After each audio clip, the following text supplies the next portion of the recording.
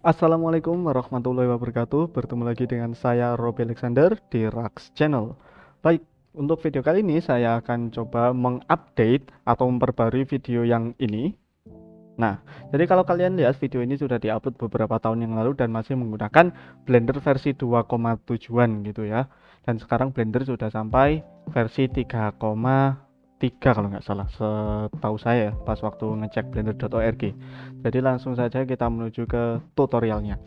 Jadi untuk tutorial kali ini kita akan memanfaatkan teknik yang sama dengan video sebelumnya, yaitu memakai indirect lighting ya. Indirect lighting ini apa sih? Coba kita cek dulu pakai Google Translate. Jadi kalau kita artikan indirect lighting adalah pencahayaan tidak langsung ini, pencahayaan tidak langsung.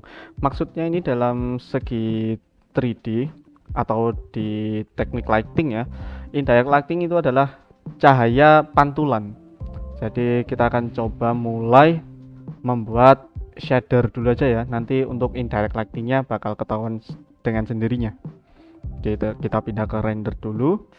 Lalu mungkin dunianya saya buat jadi hitam backgroundnya. Lalu saya akan mulai membuat shader. Untuk shadernya kita langsung saja pakai shader default, tapi yang ini ya biarin aja.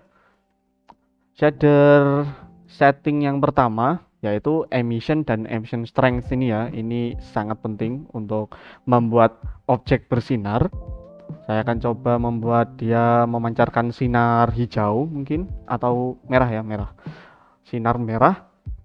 Lalu strength-nya akan saya tambah menjadi 5. Nah, seperti yang bisa kalian lihat, di sini kan dunianya sudah berwarna hitam alias gelap ya, nggak ada cahaya sama sekali. Nah, dengan kita menambahkan emission, benda tersebut yang ada material emission tadi bisa jadi terang alias kelihatan gitulah, memancarkan cahaya. Namun kata memancarkan di sini masih kurang valid ya, karena dia nggak mengeluarkan cahaya apapun terhadap benda di sekitarnya. Namun kalau kita menggunakan render engine Cycles ya, ini kan Eevee nih render engine-nya, kita coba pakai Cycles. Nah, dia sudah memancarkan. Karena di Cycles ini dia indirect lighting sudah langsung dihitung secara real time. Namun di dalam Eevee ini nggak dihitung. Maka dari itu kita perlu menambahkan fitur yang namanya lighting probe ya. Kita tambahin dulu Shift A, light probe, terus kita pakai yang irradiance volume. Nah, nanti bakal muncul bola-bola kecil ini. Kita scale aja. Scale sampai dia masuk plane-nya. Nah, habis itu ini kan banyak lingkaran-lingkaran atau bola-bola yang masih melayang ya. Ini saya scale aja di sumbu Z biar kita nggak wasting so much gitu ya, nggak buang-buang terlalu banyak. Karena yang melayang-layang itu nanti nggak terlalu kepakai sih.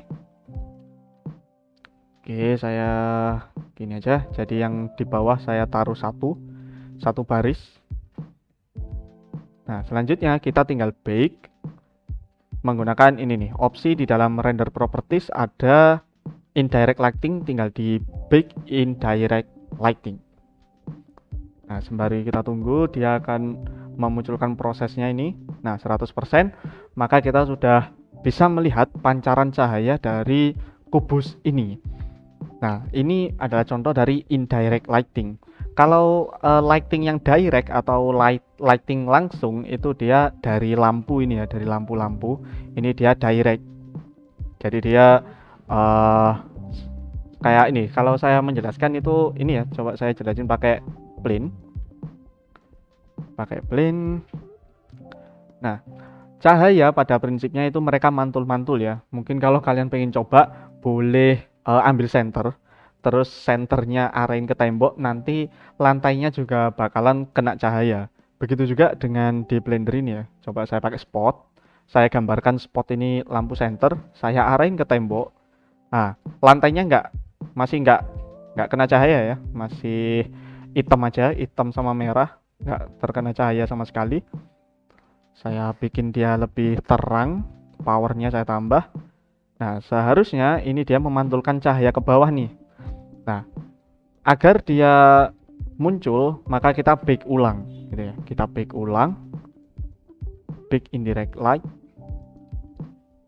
Nah, bisa kalian lihat ya, di sini ada pantulan warna putih. Biar lebih jelas lagi, mungkin ini saya simpan dulu emissionnya. Nah, saya bake ulang, bake indirect lighting. Nah, itu dia. Ini adalah contoh dari indirect lighting ya, atau lighting tidak langsung. Jika kalian merasa pantulan cahayanya kurang jelas atau apa ya, kurang detail ya, kalian bisa menambahkan ini ya, di sini di bagian object data propertiesnya irradiance volume ini ada resolution. Jadi kalian bisa tambahin aja mungkin 10 gitu. Nah, lalu ini saya kembalikan, saya hapus. Lalu emissionnya saya jadikan 5 lagi. Terus saya bake ulang, bake indirect lighting. Nah, di sini bisa terlihat dia akan makin detail. Namun nanti ada drawbacknya ya, saya tunjukkan ke kalian. Kita tunggu aja. Saya percepat aja ya videonya. Nah, bisa kalian lihat di sini ya, bayangannya makin detail, gradasinya makin kelihatan dari terang ke gelap.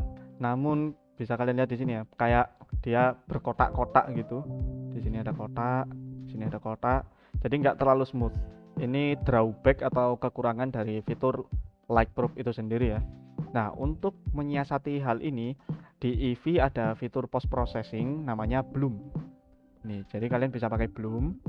Nah, untuk sedikit menutupi efek kotak-kotak tadi. Jadi dengan bloom ini dia akan menghasilkan efek silau gitu ya, bloom.